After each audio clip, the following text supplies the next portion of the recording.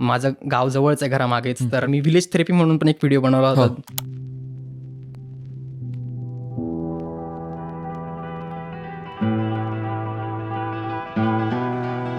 मी आजीने विचारलं, आजी काय आहे गोंधन, हे काय आहे? आजी अहिराणी बोलतात, मी खानदेशकडचा असल्यामुळे.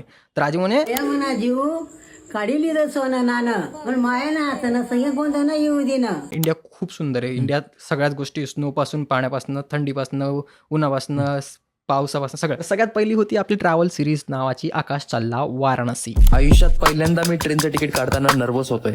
तर हाय, माझं नाव आहे आकाश आणि मी निघालोय माझ्या पहिल्या सोलो ट्रिपला.